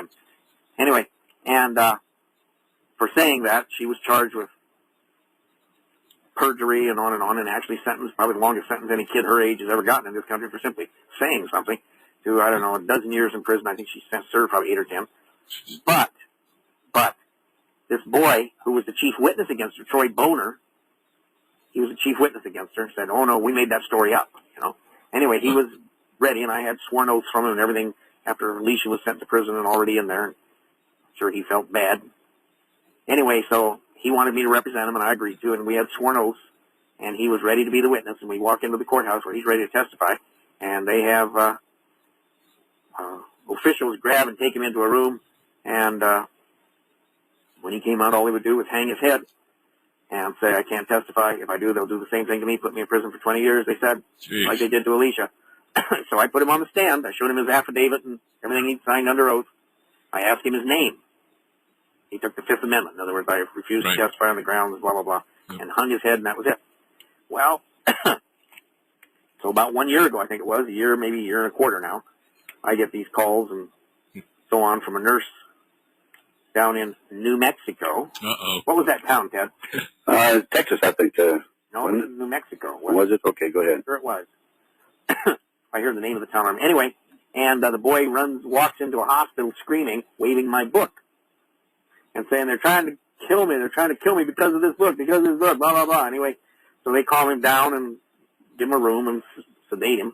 And when they come in the morning, he's sitting there in the chair bleeding out the mouth, quite dead. So I documented in the book, dozens of these kids that had this happen to them or other key people, but he was maybe the latest one that just happened. And as I say, you, Ted, then, as I recall, were going to get all the information, the autopsy that was done and everything, and they promised it to you. And as I recall, then suddenly everything got shut up and they never gave you anything. That's right. They closed it down. Wouldn't give it to me. So anyway, life goes on, but so does some of the dangers and cover-up that are incurred in this, which is why I call it cover-up. I actually hired a former FBI agent down there to go and get that information. And he couldn't. We got a partial, but we never did get the final results or the conclusions of the death. And as I say, this is all here within the last year, right? That's right. Now, John, there were a couple of brothers. It was Alicia Holmes' brother and also Trey Bonner's brother were shot to death, weren't they? Yep. John, what you're saying, if I understand it right, is that these people... They have a pretty tight network, and they protect anybody that wants to go out and try to expose it or do damage. And they're that powerful. Very powerful folk. Very, very powerful. Yep. I'm dumb enough to just get so angry.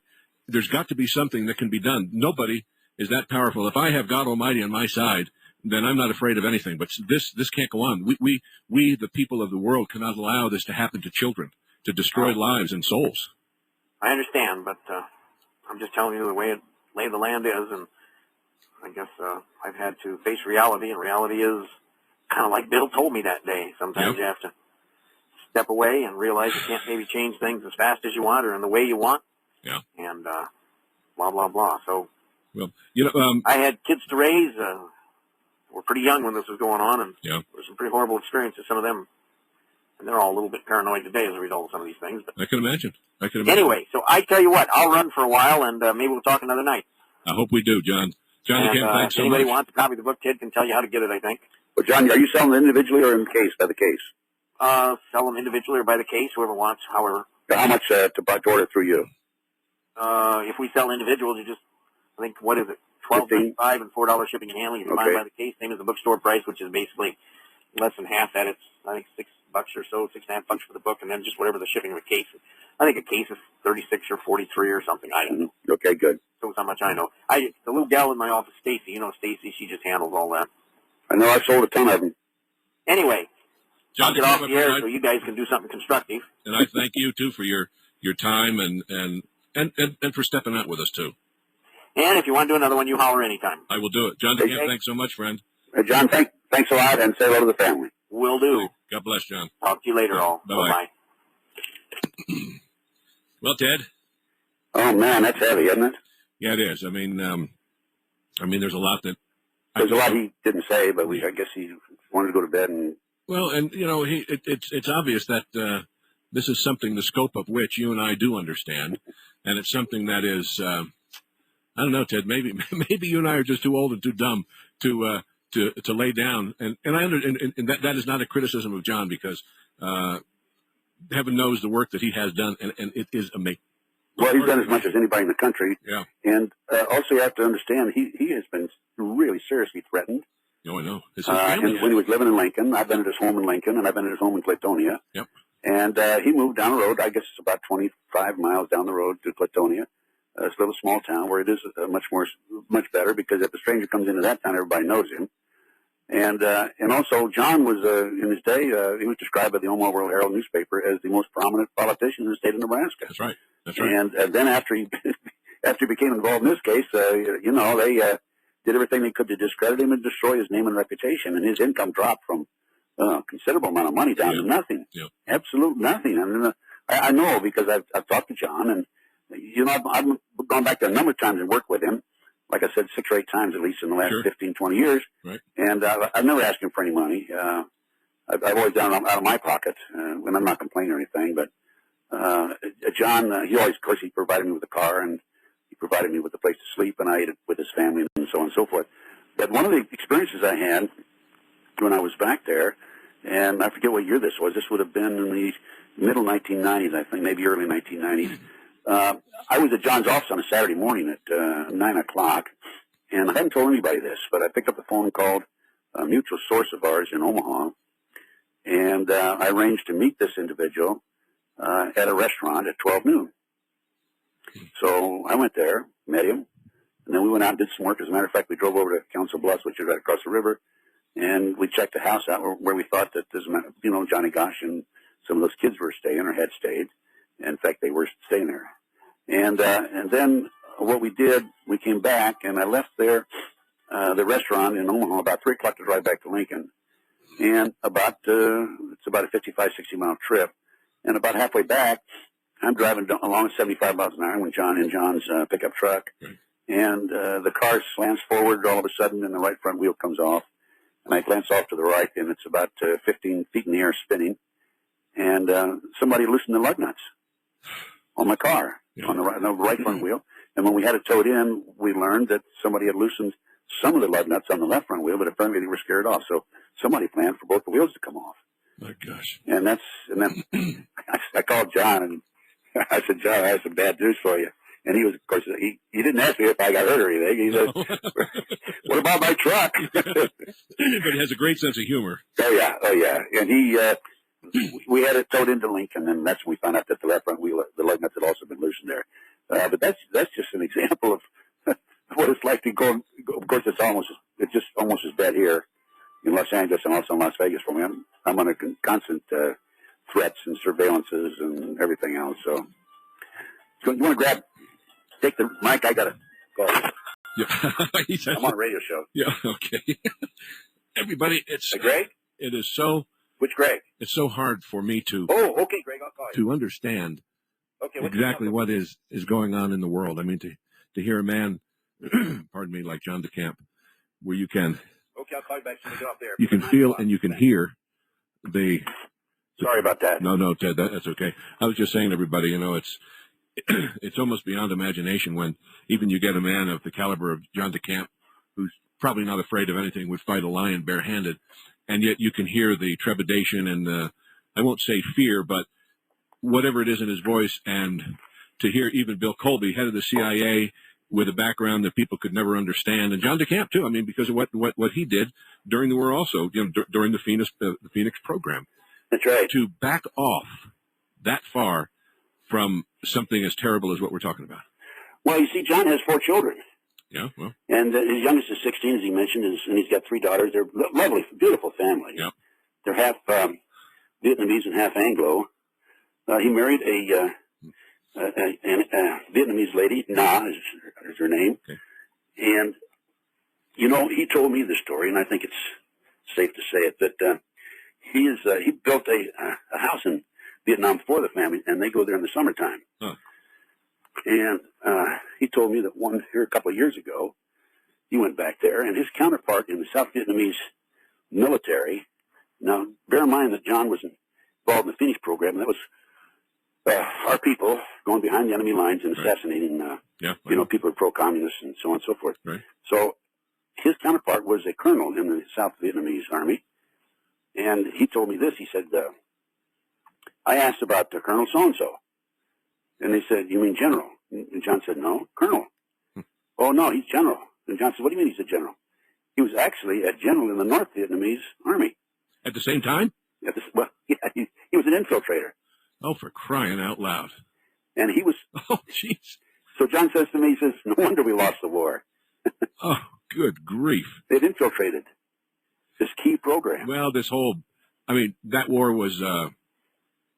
It was a fraud, first of all, as everybody knows. But, to take the number of lives, American lives, take the number of lives from wherever on a war that was make-believe. Well, that was 50,000 lives we lost, wasn't it? 58 U.S., but think of the several 100,000 men and women who were injured and will have permanent injuries forever, and those that died eventually of their injuries. But how about some of our allies? And how about the North Vietnamese? This was a situation that was planned immediately after World War II. Right. Because the powers that be and planned it took the ordinances, took a lot of the materials from war right after World War II, took them over to Southeast Asia and buried them because they knew that that's where war was going to take place. That's true. Ted, this is so ridiculous to me. And it goes back to what I said with Clinton also, and that is that how can people, knowing, and there's so much documentation, but knowing what type of a character he is, and yet still my gosh, if we had another election and said, okay, Clinton can run, that bastard would win again. I'm serious. Oh yeah, sure he would. I'm sure he would. So, what is wrong with people when their ideal, their moral standard is so low that they would elect a couple like that? And look at some of the reports that are coming out now by school psychologists, and what the kids are doing today. They are having oral sex on stairways in 9, 10, 11-year-old kids. Yes, and they say, but that's okay because it's not sex. Yeah. Because that SOB did what he did. That's right. There is something. I find it very hard even to exist in a society like we have in the world today, when it's it is so corrupt, it is so decadent in every aspect, and then you see this stuff going on, like the Johnny Gosh stuff, like what John DeCamp wrote in his book. And everybody, trust me, you've got to get this book. It is unbelievable. It's called The Franklin Cover-Up. Now, the book that I have, I think, is an older version, because I was checking while John was talking about the Columbine references, and it's not in here. So it must be in a newer, the latest edition, which you said just came out a little while ago. Let me, Alex, tell about my little package deal. Have I told you about my package You deal? haven't. Please do it again, because I can't wait to get mine. Oh, yeah. Now, listen, you got to remind me when I get back to Las Vegas. I'll be traveling for the next couple of weeks. When I get back, I'll give you a call and I'll put the package together for you. Anyway, Wonderful. Here's what it includes. It includes the Franklin Cover-Up book by John DeCamp. It includes Doreen Gosh's book, Why Johnny Can't Come Home. It includes my personal report on the finders. And it includes Pawns in the Game by William Guy Carr, which explains the movement to take over the world. And if you read that Pawns in the Game, you'll understand what's going on. A very clear picture of what's going on. Mm-hmm. And then the fifth item involved in this package is the videotape Conspiracy of Silence. And no mainstream media in this country would touch a documentation on the Franklin cover-up case. However, Yorkshire TV in England said that they would, and they brought a camera crew over here for 7 months, and they interviewed a number of us, including me, John DeCamp, of course, Paul Benassi. Sure. And then they went back to England, and they put the documentary together. And then it was listed in the TV guide to be aired on May the 3rd, 1994. And when certain members of Congress found out about it, they threatened the cable industry with restrictive legislation. Somebody bought up the rights anonymously and ordered all copies destroyed. That's the fifth item. I've got a bootleg copy of that documentary. This whole package normally sells for over about $115 if you buy them individually. Yeah. But if you buy the whole package, it sells for, including shipping and handling, $90. And I think, John, Ted, the information in that is something, just like we've been talking about, people have to know. I mean, I'm so serious. People have to know what's going on. If not, then all is lost. This package, the 5-item package, is the most compact documentation you will find any place. And that's the Franklin cover-up book, Why Johnny Can't Come Home, my Finder's Report, which ties the CIA into a child kidnapping ring, Pawns in the Game, and then this TV documentary, Conspiracy of Silence. Now, I have an interesting story to tell you about that. Last summer, I decided I wanted to get a copy of the TV guide that listed it to be aired on May the 3rd, 1994. Yep. So I sent off for that particular book, and what do you know? I received the book back, and it was not listed in there anymore. Huh. And so then I went to the LA Times TV log section. Mm-hmm. It's listed. I had a friend of mine on the East Coast, Philadelphia Inquirer. It's listed. They couldn't take it out of the TV logs of all the newspapers across the country. But they did rewrite or retype and republish the TV guide itself. Wow. That's this Conspiracy of Silence. Now, it's a poor quality, but it's the best I've gotten. There are some things that are blanked out in there, but it is one dynamite video, and it tells it just like it is. Wow. This is, and anybody who buys any of my items, and by the way, I don't make any money on this, barely enough to keep my expenses going. But in the meantime, I've gone back to Nebraska, spent thousands of dollars. I've been to Massachusetts and spent thousands of dollars talking to Reconnaissance, and I've been all over the country. I've been to Oklahoma City on my pocket, out of my pocket twice. I put $17,000 in the McMartin tunnel dig in Los Angeles, Manhattan Beach, California. Yep. So this, I don't make any money on this, but I do make a few dollars to help me with my expenses.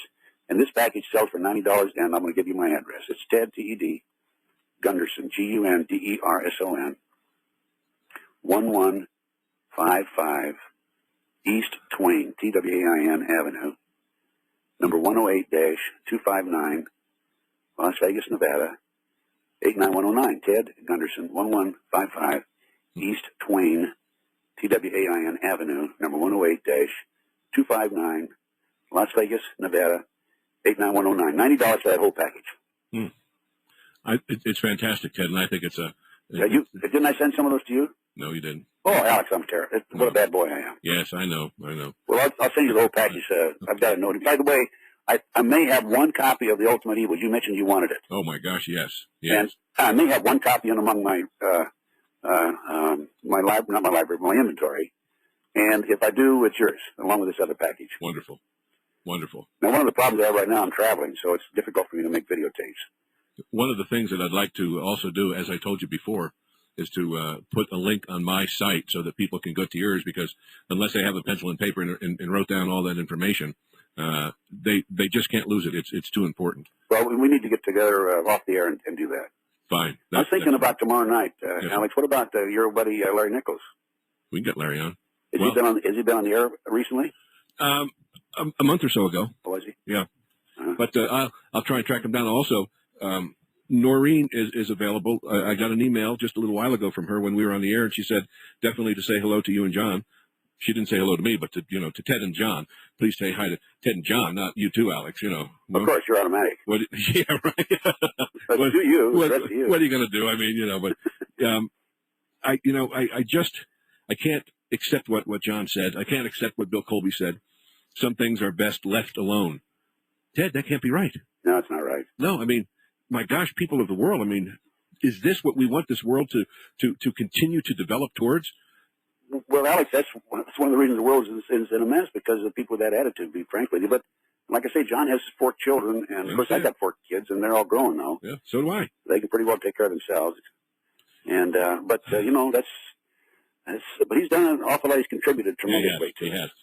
John DeCamp is one of those people. He evacuated 2,800 orphan Vietnamese children too. Yes, half American, half Vietnamese. Yeah, when they were either abused, they were shunned by their society over there, because, as you said, they were half American, and the rest of the people, the Vietnamese people, wouldn't have anything to do with them. Yeah, these are the illegitimate kids by the American soldiers. Yeah, so I just have the highest respect for John, and I do understand, Ted. I mean, maybe I'm just too stupid or something, but when I see an injustice, I go bananas. I mean, I do. And it's probably not the best way to approach things, especially today in our society. But I got to do it. Well, your show's doing it. Yeah. You're getting the word out. 64 countries is nothing to sneeze at. No, plus every city in the United States too. Every city? Yeah. We have an audience of about 500,000 people. That's heavy. Well, I mean, yeah, but it's not like Coast to Coast with George Norrie, who's he's the king. He's the best. He's the grandest guy going, and he has an audience. I don't know, 6, 8, 10 million people. But that's that's like Art Bell's old audience. Yes, right. Are you familiar with the fact that Art Bell sued me? No. Huh? No, tell me about that. You want to know about it? Is it something that we should talk about on the air or not? Well, yeah, we can talk about it on the air. Okay, yeah, no, the reason is because I personally think that the whole lawsuit was to destroy my reputation and credibility. Oh. And that's my opinion, and I'll stick with it. Yeah. Okay. Well, hey, you know my opinion of you. That's why you're here. Okay. Well, I'll tell the story. It's kind of interesting, and people are really shocked to hear this. But I had my own radio talk show in 1997 and 98, as you're aware, and I had a fellow named Dave Hinkson on who was talking about his health products. And right in the middle of the interview, he says, "You're an investigator, aren't you?" I said, "Well, I've been told I'm an investigator." And he says, "Well, I have some information about Art Bell that he may be covering up something involvement with a minor, sexually involved with a minor." And I said, "Well," he said, "What would you do?" And I said, "Well, I'd check the court records and so on and so forth." And that was about all that was said. And then a woman named Ruth from West Virginia called in. I don't know if you have call-ins on your show or not, but no, I mean no, because we only have we used to when I had more lines, and maybe we should hold off on this talk a little bit, Ted, to save it for another time, because I want to continue with Johnny with you, and I also want you to be quiet about it, because I don't want to attack anybody on the show like that. Okay? Oh no, it's not an attack; it was an actual lawsuit, and I can just tell you what happened. Oh, okay, all right, go ahead then. You rather wouldn't? Well, it's public record. Go ahead. Okay. So anyway, Art Bell sues me and the TV and the radio station, which is WWCR, Worldwide Christian Radio in Nashville. He doesn't sue Hinkson. And my attorneys, and he's on Good... Huh? I didn't say anything. Go ahead. Oh, and his attorney's on Good Morning America, and there's an article with People Magazine, an article in Us Magazine. and about this case. I don't have the clout to do that. And then he goes on the air on at least a dozen occasions over a period of about 9 or 10 months and says that I accused him of being a child molester, which I never did, by the way. I never have. And this is what the lawsuit is all about. Well, my attorney calls for summary judgment, and that is, of course, we say that they don't have a case, we get it dismissed. Yeah. And 2 days before the oral arguments on the summary judgment, a fellow named Kurt Billings and his wife come in and claimed that they had talked to me sometime prior to this, and then I said I had pictures of Art Bell involved with sexual experiences with children hidden in a cave in Colorado and then in New Mexico, and then I said it was a joke. And then one day before, a fellow named Ghost Wolf, actually he's from New Jersey, he's not an Indian, but he likes to think he is, comes in and he says that he saw me at a conference, and I said I was going to get that Art Bell at the conference. And so the judge, in making a decision on the summary judgment, says, well, I'm really suspicious. I didn't have a chance for rebuttal or anything. I'm suspicious of these affidavits from these three people, but in view of them, we have to continue the case and set a trial date. Well, before the trial date, I received a call. Before the trial itself, I received a call from my attorney. Fortunately, I had liability insurance. And he says that we wanted me to sign a document and agree to a out-of-court settlement. And I said, no, I'm not going to do that. It's blackmail. And so long story short, my insurance company and Worldwide Christian Radio had an out-of-court settlement for X number of dollars. And Art Bell, prior to this, of course, claimed he went off the air because of me. And then after the lawsuit, he comes back on, and he's on the weekend. I don't know what he's doing now.Maybe retired. I don't know how much money he got because that's confidential. But anyway, that's the story of my lawsuit with Art Bell. And I think he's this is my opinion. I'm entitled to this, and I'm pretty good at what I do. And I think he's a disinformation specialist myself. Yeah. And I think that his whole lawsuit was to destroy my name and credibility. Do you think it was backed by the government again? Well, I don't. I'm going to give you a John DeCamp answer on that. I don't. I don't know if it was or it wasn't, but I strongly suspect that might be the case. Of course, John wouldn't put that second sentence in there. No, I know. He would have just said, "I don't know if it was or wasn't."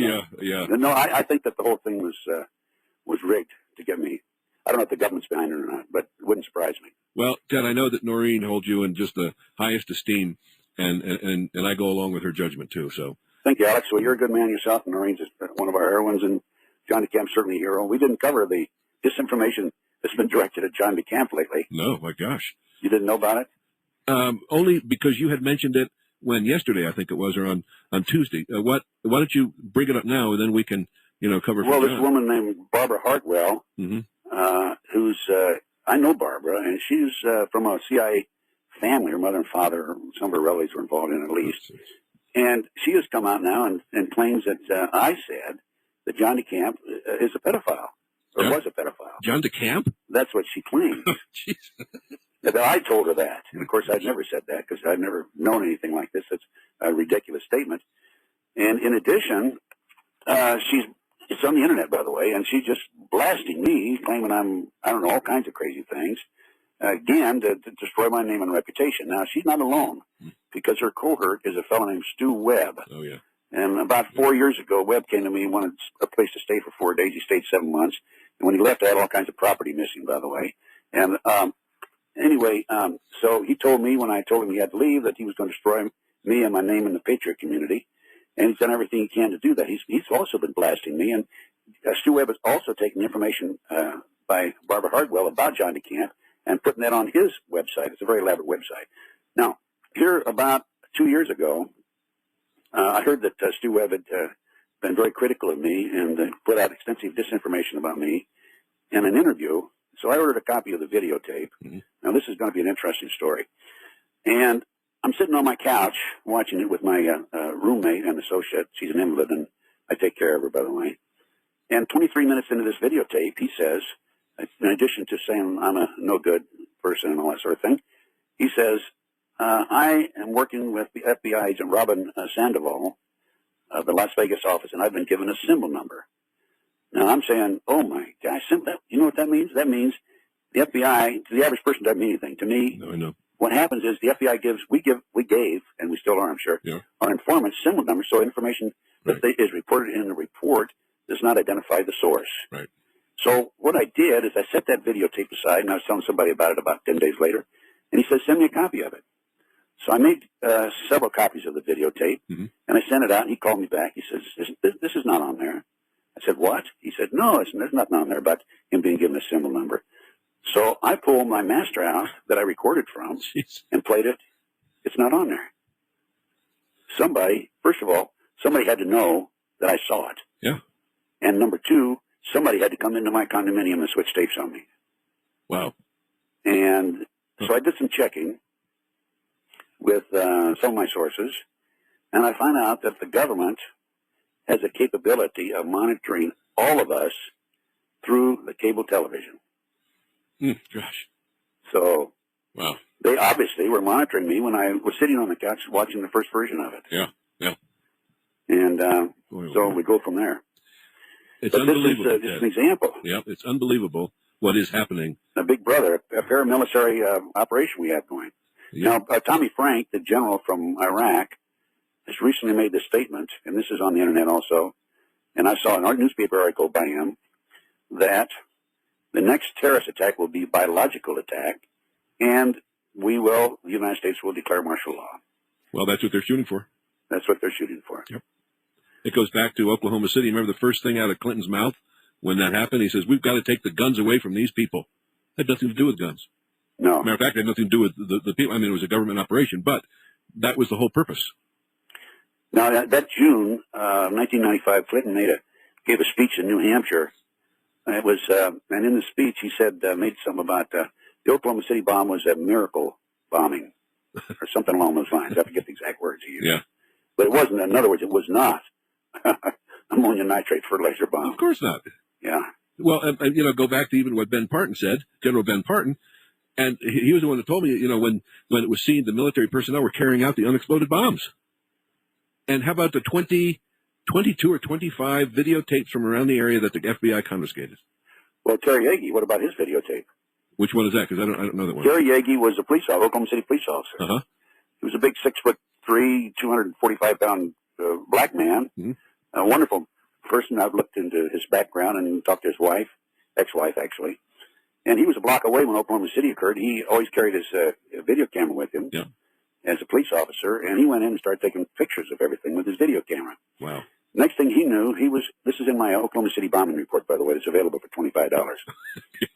And I got some pretty good research. Yeah, you do. I'll say that. And next thing he knows, he's contacted by a 5-county task force. That's what they call themselves. When I had my radio show, I had his wife on my radio show, ex-wife. And he's contacted by the 5-county task force. And this is from 5 surrounding counties in Oklahoma, 4 men and a woman. And they say that they want the videotape. Mm. And I don't think he was willing to give it up. And so they pressured him. And the day he died, he told his ex-wife or one of his relatives that he was going I think it was El Reno, Oklahoma, and which is outside of Oklahoma City. Oh, yeah. Big prison there. Huh? Big prison there. Yeah, big prison. Yep. And they found his body about a mile and a half off the road. His car was parked alongside the road, full of blood. Jeez. And he had, there were drag marks from his car to where they found his body. And in fact, he had to go over a barbed wire fence. And there were ligature marks on his ankles. So somebody pulled him. Yep. He shot himself in the head, on the right side of his skull, and he was left-handed. Okay. And he had 13 cut marks on him, with knife wounds, on each side, right and left side of his main artery going down his neck, and 11 more up and down his arm. A total of 13. That's satanic, of course. And then the coroner came along and said he committed suicide. But that's a true story. I have the autopsy in my Oklahoma City report, by the way. See, Ted, here's an example. Stuff like this comes out, and you and I see it and go absolutely bananas. The mainstream press does nothing. Politicians do nothing. The police force does nothing. And the general public does nothing. I mean, how can we expect to make any changes if the average person doesn't give a damn? Well, Alex, your audience tonight is, you say, 500,000? Yeah, about 500,000. Well, if everybody would order these reports or check my website, tedgunderson.com, and order my reports, make copies, get them out to your friends. I'd be glad to make copies for you. And I send out, by the way, my reports go out unbound. They go out unbound so that the people can make copies. Good. That's good.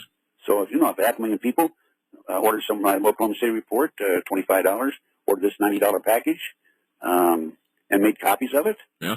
And for just 3 people, hey, that's going to be a lot of people would be educated real quick.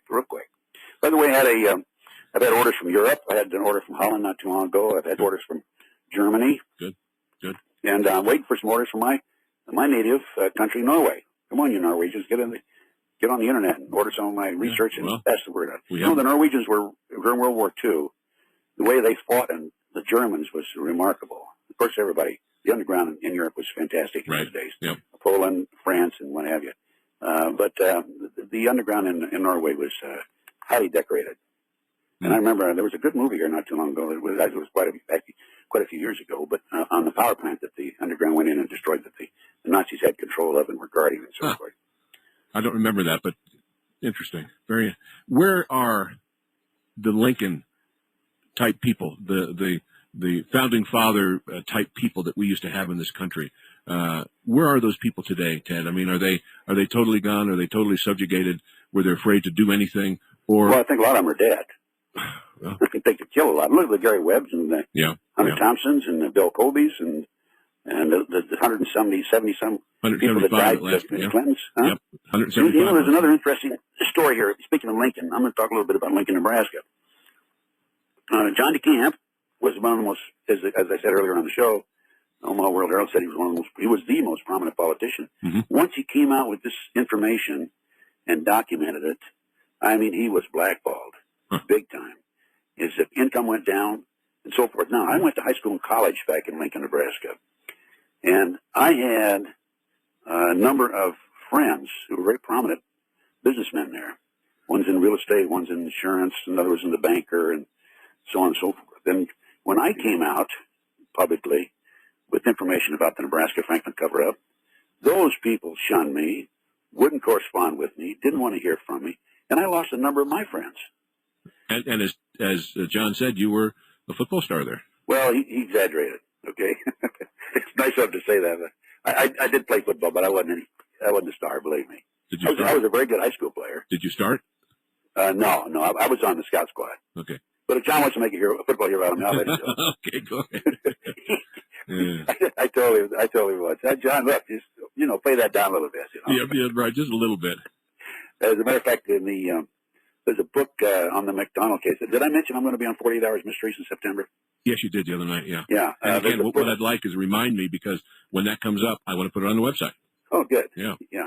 Now, that'll be the opening show on 48 Hours this fall, so it'll be September. Okay. But there's been 2 books written on the Jeffrey McDonald case. One is Fatal Justice, the other one is Fatal Vision. Yep. And in the Fatal Justice book by Jerry Potter and Post, I can't think of his Post name right offhand. The other, they co-authored it. He mentioned that I played linebacker at Nebraska and so on and so forth. Okay. But I wasn't any star or anything.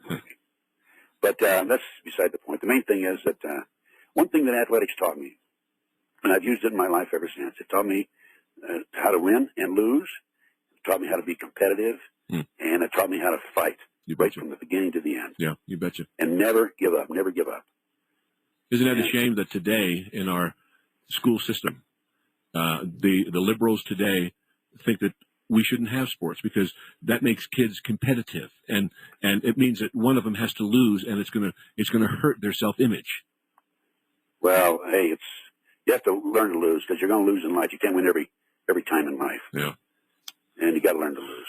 And but what did Vince Lombardi said? You show me somebody that doesn't mind losing, I'll show you a loser. Right. Yeah. He said, show me a good loser, and I'll show you a loser. Yeah. Right. But isn't that true? I mean, it really is true. Yeah, that's right. I hate to lose. It hurts. I don't like it. But but you have to take it with the good and the bad. I guess so. But yeah, again, I can't let this thing go, Ted. I cannot let it go. And I said I swore to God a while back that because of you hear stories like Noreen's story and story of these other kids and the thousands and thousands that are happening today. And I read the testimony by Paul Benassi. Wasn't that testimony something? Before Congress. Yeah. And number one, it just screwed my head up for days, turned my stomach.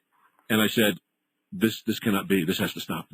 So whatever it is, whatever it takes, I think we have to do it. We owe it to our future generations. We owe it to humanity itself. We owe it to our children and grandchildren. Yes, sir. We sure do. Well, I tried to push John on that destruction of the pictures in the Franklin cover-up case. Yeah. But he switched gears on me, went over to Columbine. Right. He avoided that. And I'll just tell you the story on that. Yeah, please do. John was, as an attorney for Benassi, allowed to go in and look at the pictures. They had a bunch of pictures in there. But he could not, as I recall, make notes. And he was had a gag order on him. And the judge publicly made the statement in the courtroom, public, whatever you want to call it, yeah, that he was not going to allow those pictures out in the public to be released to destroy the reputation of respectable citizens. Now, the judge actually made that statement. Even though the pictures were of these supposed respectable citizens. Exactly. Exactly. Yeah. See, it's so all pervasive in every level. And as you said before, Ted, they protect each other, and they're not about to let information out. Well, this is a federal judge, too. Those federal judges are very powerful men. They sure are, yeah. And as a matter of fact, I played high school football. My senior year in high school was in Lincoln, Nebraska. Before that, I went to high school in Iowa City, Iowa. Mm-hmm. But in Iowa, I played high school football with an individual who became a federal judge, a lawyer in Omaha, and then a federal judge, and then a senior appellate judge in that circuit out of Minneapolis. And once I became involved in this case, he dropped me. He wouldn't have anything to do with me. Wow. And as a matter of fact, he called me and warned me about DeCamp. He says, Ted, don't you know about this man? He's not credible, and so on and so forth. And I called John and told him what he said, and they were in the process of trying to disbar John at the time. Really? Yeah. Well, there have been a number of attempts to disbar him because of this case. Nickel and dime reasons. And as a result of that phone call to me by this judge, federal judge, John indicated to me they dropped the lawsuit against him. I mean, the attempts to disbar him. So, yeah, John's had a terrible situation. Now, is that because of what he said or because of what he might say? No, it was because the judge was out of line to call me on this. No, but I mean, why are they so hell-bent to destroy John DeCamp? Oh, because he's the one that was the main individual who exposed all this. But that's in the past, so they're still after him because of what he did. Oh, no, they don't forget. No, I know. I know they don't forget. Tell me. Yeah. They'll go after John as long as he's alive. And now with this Larry King out again, and as Jim last night told us that he's back in operation in Washington, D.C. He may be in Chelsea, New York. He may be living in the Chelsea area. That's a section of New York City. Yeah, I'm from there. I know. Oh, do you? Is that a pretty big area, large area? Well, Manhattan is. Chelsea is a smaller area, but it's a nice area. I mean, of course, most of New York today is nice. It's so expensive to live there, but all my advanced schooling is there. I played football in New York and everything else. Where'd you go to school there? NYU, Columbia, and CCNY. Oh, you've been around the block. A few times. I was an old Midwestern kid. You were uptown. Yeah, well, I was born and raised in New Jersey, and went to prep school in New Jersey, and North Jersey or South Jersey? Right in the middle of it, Hightstown, New Jersey, the petty school. Okay. I'll tell you this story. I was at a cocktail party. I was number 2 man in Connecticut, and Yale University's in Connecticut. That's where the Bushes went to school, and the rest of them, Carey and so forth. Right. And I looked across the room, and here's this fellow with a nice silk tie and silk suit, and pretty soon I had an opportunity to talk to him, and I said to him, you went to Yale University, didn't you? And he said, well, yeah. Well, how did you know that? I said, this is the way you're dressed, the silk suit, the tie, and so on and so forth, and your demeanor. And he looked at me, he says, well, you went to the University of Nebraska, didn't you? And I said, well, yeah, how did you know that? He says, I saw on your ring when you were picking your nose. I had a friend of mine's dad who I hold in the highest respect because he gave me a book when I was 15 years old called Atlas Shrugged, and it changed my life. And Bill Poten was the man's name, the father's name, and the son's name, too. And he told us a story once. He went to Princeton. And at the time, I was going to Princeton. I was accepted into Princeton. But as certain things happen, when you're 18 years old and you have a lot of hormones, my oldest child, my daughter, is 19 years younger than me. Does that say anything? Yeah, of course. And back in those days, you could not go to any of these schools as an undergraduate and be married. So I went to NYU because they gave me the biggest scholarship of anybody else at the time, and I went on a track scholarship. But anyway, he said Bill Poten Sr. was in the bathroom one time, and as he's leaving, this guy is there, and the guy was from Yale University.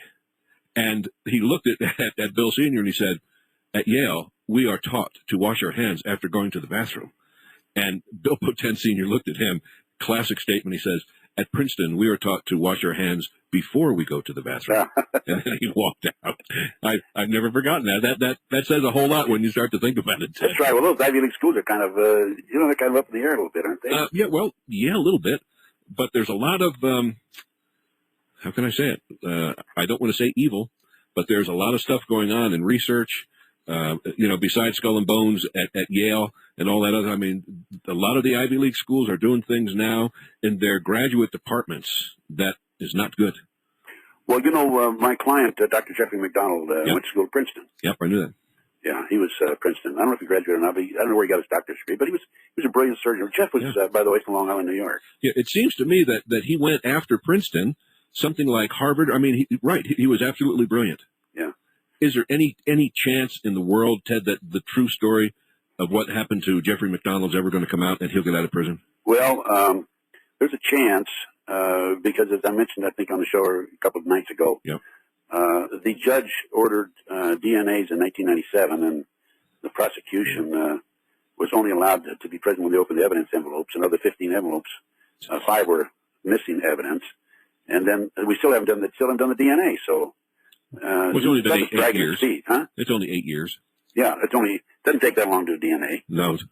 So there's a stall on, and this is I think that the 48 Hours Mysteries show that's going to be aired in September will present a fair picture. I just did because they interviewed me for 2 hours on camera, and they asked some tough questions, and I was able to answer them. But from the questions they asked, I think they're going to be fair about it. And that's all we ask of the mainstream media, that they are fair. What could happen to a man like Dr. Jeffrey McDonald after spending this many years in prison and all of a sudden be exonerated and let loose? I mean, he's anticipated that, and he has kept studying his medicine in prison. Really? And although he has lost his medical license, he plans to practice medicine when he gets out. He's convinced he's going to get out. I'm hoping he'll get out. I took these signed confessions in 1980. 25 to 6 years ago. Yeah, right. I said to myself, boy, this is wonderful. We're going to get this man out of prison. I can't believe he's still in prison today. We not only have my signed confession that I obtained from Alina Stokely, Greg Mitchell confessed in a drunken stupor to a neighbor, and Kathy Perry, one of the other participants, confessed to the FBI. So you got all the participants, and he's still in prison. Well, we had 3 out of the 7. Yeah.